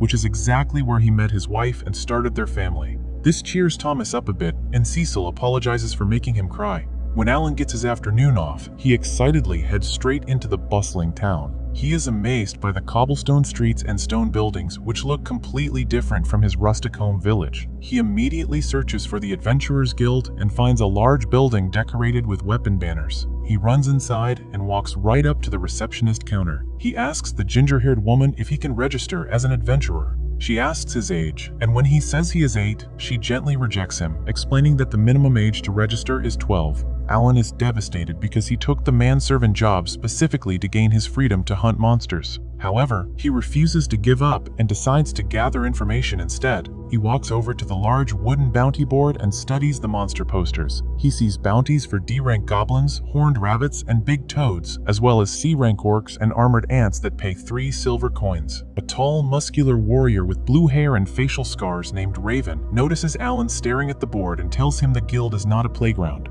Alan apologizes but quickly asks Raven why the bounty posters do not list the exact spawn locations of the monsters. Raven explains that lower rank monsters can be found almost anywhere. Alan then asks how monster ranks are assigned. Raven tries to shoo him away, but Alan promises to leave if he answers. Raven gives in and explains that monster ranks increase the further you go from the town. Alan realizes that the most dangerous monsters live near the distant White Dragon Mountains. He points to a poster for a B-rank monster called a Murder Garsh with a 200 gold coin reward and asks why nobody hunts it. Raven says the monster is incredibly fast and deadly, making it a job better suited for the kingdom's knights. Alan then points to an A-rank White Dragon bounty worth 1,000 gold coins that has been active for decades. Raven explains that the dragon is terrifyingly powerful, but because the mountains are filled with valuable mithril deposits, the reward keeps climbing as people desperately want to mine the area. Alan realizes the mithril must be worth far more than the bounty itself. 2 other adventurers, a silver-haired girl named Rita and a pink-haired nun named Milsey, walk up to Raven and tell him they are done cashing in their bounties. Raven agrees to head to the pub, and Alan thanks him profusely for all the information. With his research complete, Alan waits until nightfall to begin his real plan. He runs through the dark, misty streets toward the town's main gate. A large armored guard stops him and demands to see a travel permit. Alan casually pulls out his silver Granville family crest medal. The guard immediately panics, apologizes for disrespecting a member of the noble household, and opens the massive gates without another word. Alan runs out into the night, absolutely thrilled that he can finally hunt monsters after waiting 8 years for this exact moment. He runs deep into the lush forest, making sure to stay within a 10-kilometer radius so he only encounters manageable D-rank monsters. Once he finds a good spot, he decides to test his summoning abilities. He opens his black floating grimoire and summons a black hawk named Hawkins. He checks the bird's stats and notes it has 150 intelligence, which makes it smart enough to understand basic directional orders. He summons 5 more hawks and commands them to use their Hawkeye skill to scout the area for monsters. Next, he tests a combat summon by bringing out a large yellow saber-toothed cat named Tama. He tries to give it an order, but the beast just rolls on its back. Alan realizes its intelligence stat of 28 is way too low to understand complex commands. Soon, one of his hawks returns and signals that it found targets. Alan follows the bird and spots a group of 5 muscular green goblins armed with swords and clubs. He summons 10 saber-toothed cats in total and commands them to attack. The cats easily overpower the goblins with their claws. However, one goblin manages to fight back, so Alan decides to test his insect summon. He brings out a massive, glowing butterfly named Papillon. The butterfly flies over the goblins and showers them with a glittering yellow sleep powder. The debuff works perfectly, and the goblins immediately fall asleep on the ground. Alan walks up and easily finishes them off with a small stone throw and his dagger. He kills the entire group and celebrates when his system notifies him that he earned 1,000 experience points. He realizes that farming multiple weak goblins is much faster and more efficient than fighting stronger solo monsters like the Great Boar. He uses his hawks to find more groups and spends the entire night grinding. By the end of his session, he slaughters 80 goblins and 5 horned rabbits, earning over 16,000 experience points and leveling up twice. He notes that the sleep powder has an 80% success rate on goblins and realizes he cannot use lower rank magic stones to create higher rank summons. When he tries to head back to town, he realizes his hawks are completely blind in the dark and cannot guide him. He gets completely lost in the woods but miraculously manages to stumble back to the city gates by morning. 1 month later, Alan is level 12 and continues his strategy of farming weak monsters for experience while gathering better equipment. He visits a weapon shop and buys 3 heavy iron balls for 60 silver coins to use as stronger projectiles. Later that night, when he returns to the mansion, the butler Sabas intercepts him and leads him into the Baron's grand office. The Baron sits behind his desk and praises Alan for doing an excellent job as a manservant over the past 2 months. However, he sternly questions why Alan always leaves the estate at dawn and returns late at night on his days off. Knowing he needs a good excuse, Alan claims that he goes out to the forest to hunt horned rabbits because the urge to hunt is in his blood as the son of Rodin the boar hunter. The Baron completely believes this lie, assuming Alan just cannot fight his nature. He then asks what Alan does with the rabbit meat. Alan lies again, saying he just throws it away. The Baron tells him he cannot sell it to a butcher anyway, as a noble servant acting like a common merchant would cause a massive scandal for the family. Instead, the Baron offers to buy the rabbit meat directly for the estate kitchens, offering 1 silver coin per bundle.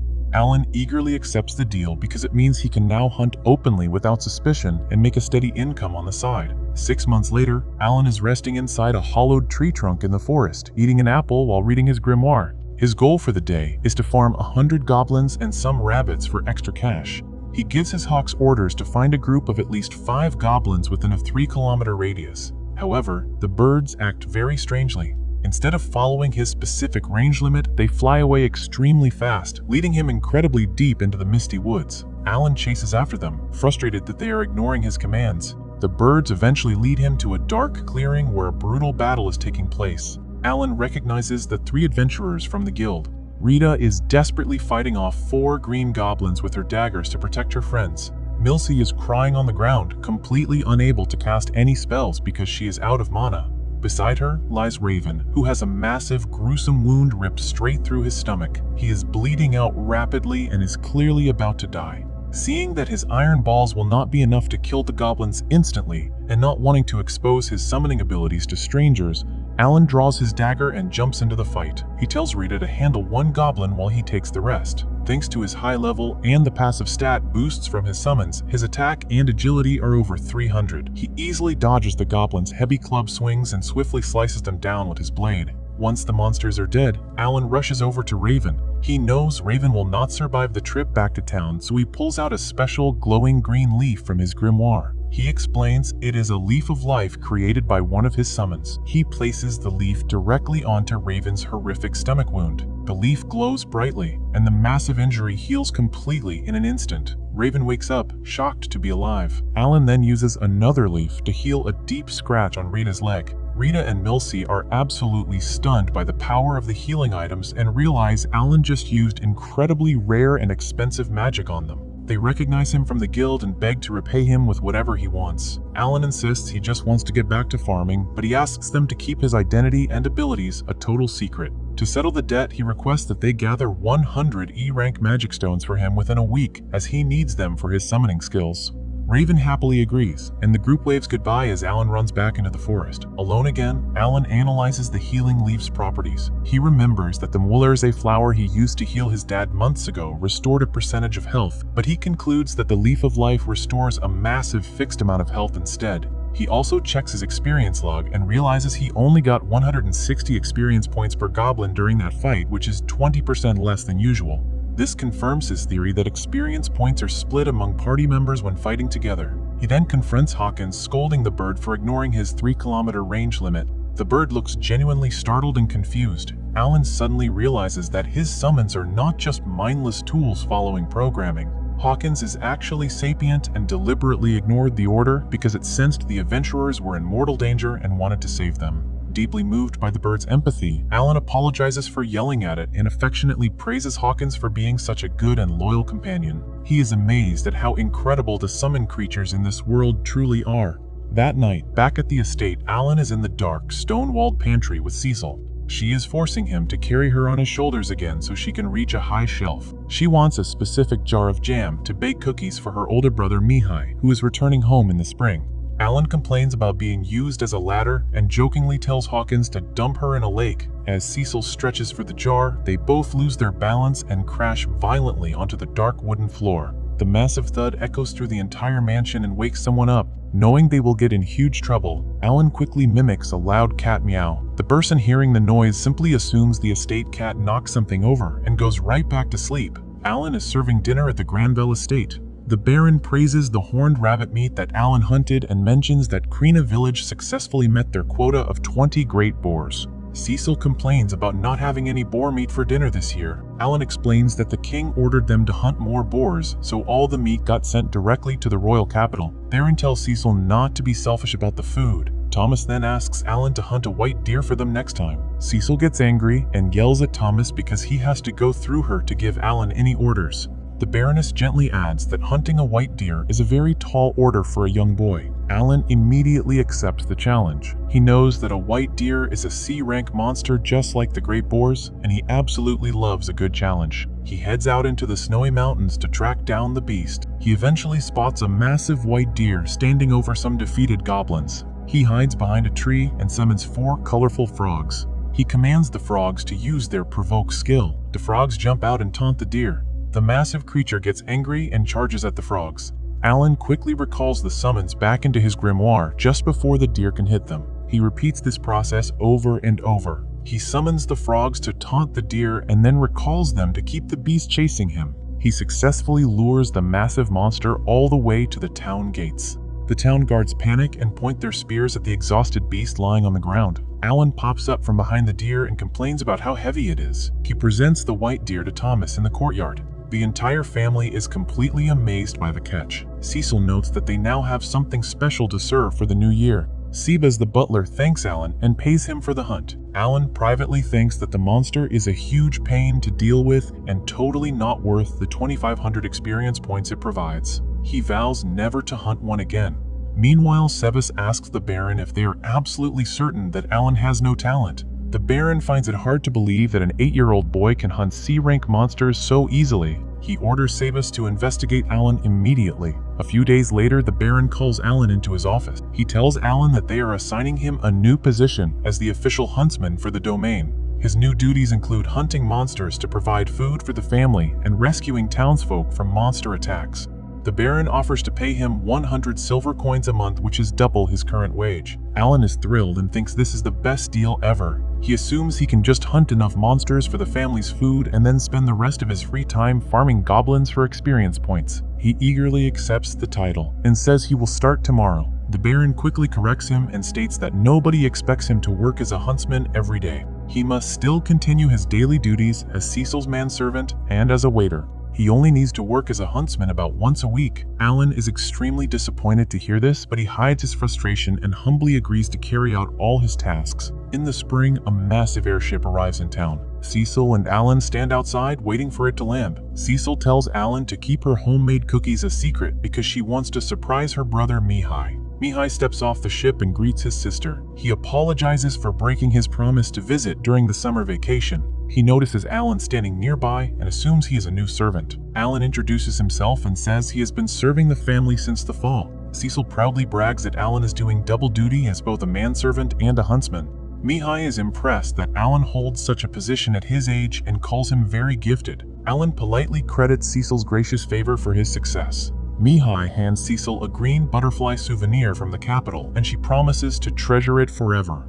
They all head back to the estate so Mihai can tell them stories about his time at the academy. A few days later, Alan is out hunting and successfully takes down a massive multicolored rooster. He brings the giant bird back to the estate. The head chef is very impressed with the large haul and notes that Alan even brought the big toad he requested. Alan then walks into the garden and sees Mihai sparring with the knight Xenoph. The rest of the family watches from the sidelines. Alan watches the duel and notes that Mihai is holding his own against the experienced knight. Xenov eventually ends the match and praises Mihai for improving his skills over the past year. Cecil spots Alan returning with his catch and asks Xenov to let Alan spar with Mihai. Alan is hesitant, but Xenov hands him an ornate mithril sword. Alan gets excited to hold such a powerful weapon. He checks his status screen and notes that he is currently level 20 with his stats specifically maximized for hunting. His attack and agility are both over 300. He feels confident that he can win the duel. The fight begins and Alan charges forward. They clash swords, and Alan immediately realizes that Mihai hits incredibly hard. Alan decides to use his high agility to gain an advantage. He tries to outmaneuver Mihai with his speed, but Mihai easily blocks every strike. Alan is shocked to discover that Mihai is actually much faster than him too. Mihai effortlessly parries Alan's attacks and completely overpowers him. Alan quickly admits defeat. Mihai lowers his sword and praises Alan for being so skilled at his age. Alan realizes he never stood a chance because Mihai is in a completely different league. Mihai explains that he got much stronger because he cleared a dungeon over the summer. He explains that a dungeon is a maze filled with monsters, and he had to clear it to avoid getting expelled from the academy. He also mentions that he learned swordsmanship directly from Divert the Sword Lord. Alan realizes that this is the true power of someone with a real talent dedicating a whole year to leveling up on a normal difficulty mode.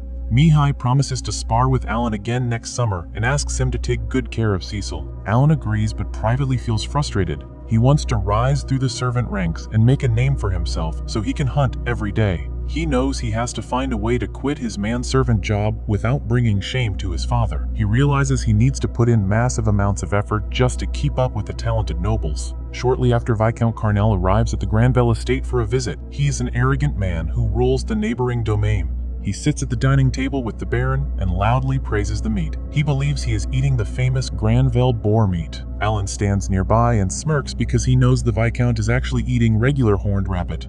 The Baron glares at the Viscount with pure hatred.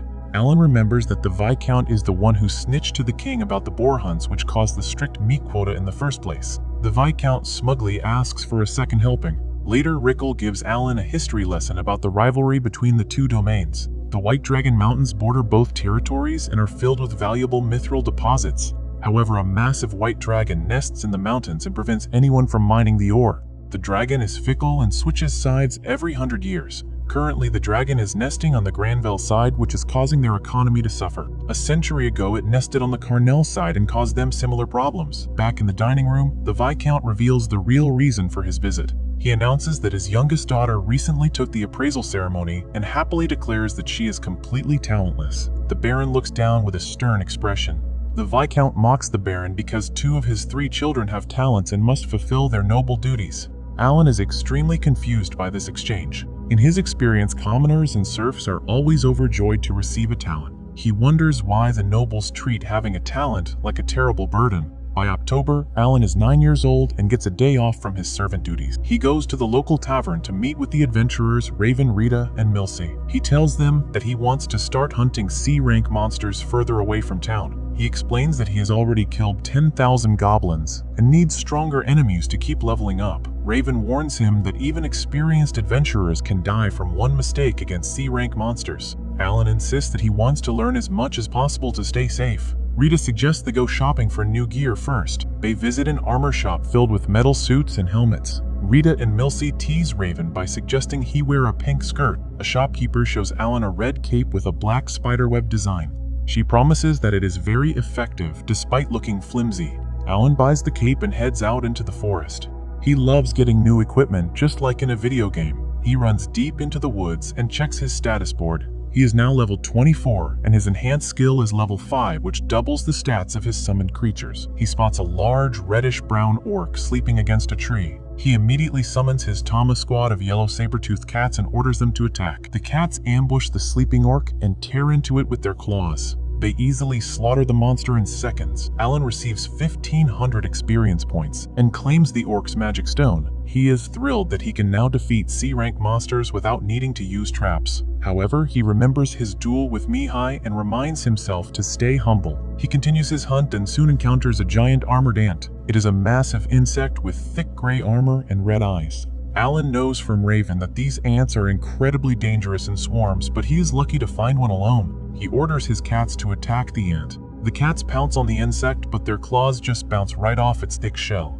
They do absolutely zero damage to the creature. Alan panics and quickly summons his papillon butterflies. He commands them to use their sleep powder skill. The butterflies sprinkle glowing yellow dust all over the giant ant. The debuff works perfectly, and the ant falls unconscious. Alan jumps onto the sleeping monster's back and tries to stab it with his silver knife. He wants to dig out its magic stone, but his blade cannot pierce the incredibly hard armor. He screams in frustration and violently stabs the ant over and over again. He eventually manages to kill the beast and earns 3,000 experience points. However, he still cannot break through the shell to retrieve the valuable magic stone. He realizes that physical attacks are completely useless against this type of enemy. He assumes he needs to melt the armor with fire magic instead. He checks his stats again and notices that his intelligence is over 800. He concludes that with such a high intelligence stat, he must be able to cast powerful magic spells. A few days later, Alan meets with the family's magic tutor in the estate.